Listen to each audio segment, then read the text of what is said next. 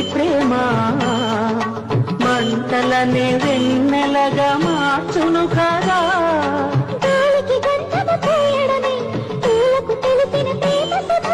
రాలిన పూల జ్ఞాపకమే కాలము చదివే ప్రేమ కథ.